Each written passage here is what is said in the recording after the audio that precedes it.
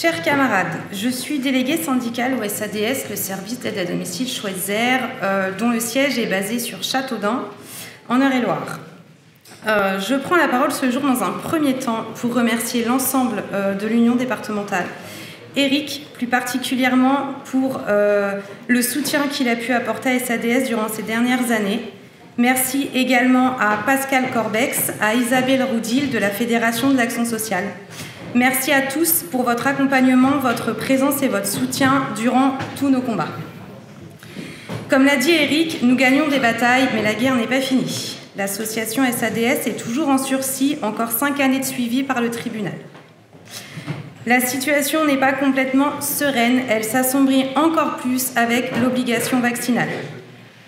Hier, les aides à domicile n'étaient pas considérées comme des soignants, pas prioritaires pour les masques, les gants, les blouses. Nous avons les mêmes risques et responsabilités que les soignants et pourtant nous sommes toujours exclus de la revalorisation salariale du Ségur de la santé. Et bizarrement, aujourd'hui, nous sommes dans le même lot que les soignants. Obligation vaccinale sous peine de suspension de contrat si au 15 septembre nous n'avons pas au moins une dose. Obligation depuis le 9 août 2021, soit d'avoir le pass vaccinal, 2 doses plus 7 jours, ou obligation de se faire tester toutes les 72 heures. Sans justification auprès de l'employeur, c'est une suspension immédiate du contrat de travail. Nous sommes aujourd'hui en colère d'être aussi méprisés, déconsidérés par ce gouvernement. À quand une vraie considération? À quand une vraie reconnaissance du métier de l'aide à domicile? Et à quand un vrai salaire? Ah oui, l'avenant 43, réservé aux associations de l'aide à domicile.